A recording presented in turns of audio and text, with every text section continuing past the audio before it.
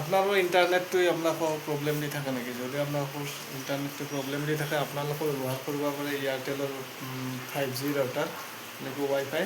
আৰু এইটো ৱাইফাই মই দেখাই আছোঁ আপোনালোকক ভালকৈ। এইটো হৈছে এয়াৰটেলৰ ৱাইফাই, এইটো চাই লওক, পূৰা ওচৰৰ পৰা দেখাই দিছোঁ।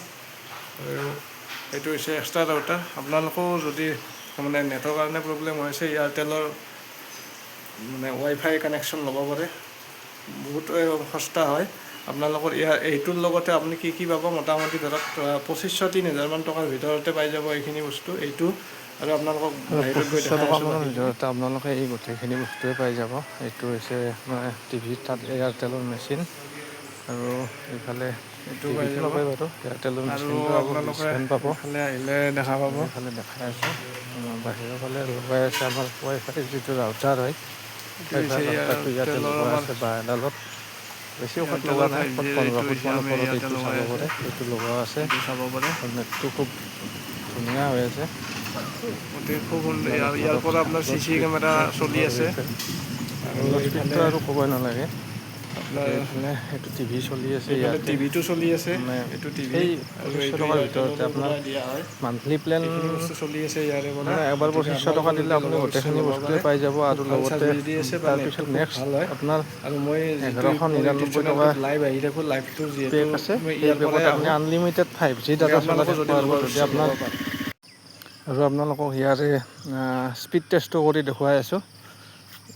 এইটো মানে স্পীডটো হৈছে জিঅ'টো চাওক, এনেকৈ ঘূৰি আছে। জিঅ'ৰ নেটে নাপায় ইয়াতে।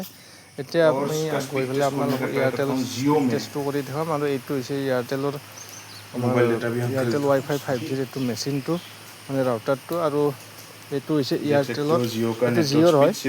এই জিঅ'ৰ চাওক, এনেকৈ নো ইণ্টাৰনেট কানেকশ্যন, কোনো কানেকশ্যনৰ সেয়ে নাই। কিন্তু এতিয়া আপোনালোক আমি এয়াৰটেলত দেখাম, এয়াৰটেলত অলপ পিছত দেখাই আছোঁ। এয়াৰটেলৰখিনি আপোনালোকে চাব, কি সুন্দৰ হৈ আছে।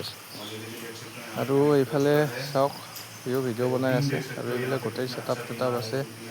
আৰু এইবিলাক লেপটপ, ফেন আৰু এইবিলাক মোবাইল হোল্ডাৰ এনেকৈ বিচনাতে লাগি আছে। আৰু এইফালে আছে আমাৰ ৰিং লাইট পূৰা লাগি আছে। আৰু এই গোটেইখিনি বস্তু এইটো চাব পাৰে। ইয়াত নেটৱৰ্ক স্পীডটো চাই লওক কিমান। এইটো হৈছে আমাৰ এয়াৰটেল নেটৱৰ্ক স্পীড। আৰু আপোনালোকক মই বাকী আৰু কিছু দেখাই আছোঁ।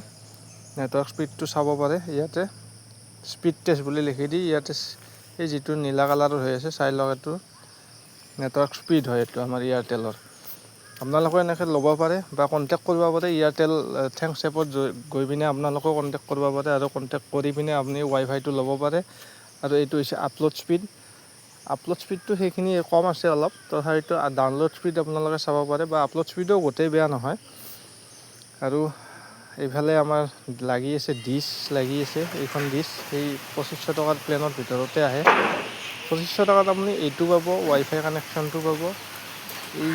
আৰু 3 মাহ চলিব আপোনাৰ 2500 টকাত। তাৰে পিছত আপুনি আপোনাৰ 3 মাহ চলিব 2500 টকাত। তাৰপিছত আপুনি ৰিচাৰ্জ কৰিব লাগিব। এনেকৈ গুগলত গৈ পেলাই স্পীড টেষ্ট বুলি মাৰি দিব। আপোনাৰ অঞ্চলটোত আপোনাৰ নেটটো কিমান ফাষ্ট হৈ আছে সেইটো চেক কৰি চাব পাৰিব। আৰু যিসকলে মোৰ ভিডিঅ'টো চাই আছে, ছাবস্ক্ৰাইব কৰা নাই চেনেলটো ছাবস্ক্ৰাইব কৰিব, যাতে আগলৈ আপোনালোকৰ কাৰণে এনেহেন ধৰণৰ ভিডিঅ'বিলাক দি থাকিব পাৰোঁ। মানে এইকেইদিন আচলতে বৰষুণ দি আছে, কামত যাব পৰা নাই। গতিকে আপোনালোকক অলপমান বেলেগ টাইপৰ ভিডিঅ' দিব চেষ্টা কৰিলোঁ। ধন্যবাদ। জয় আই অসম।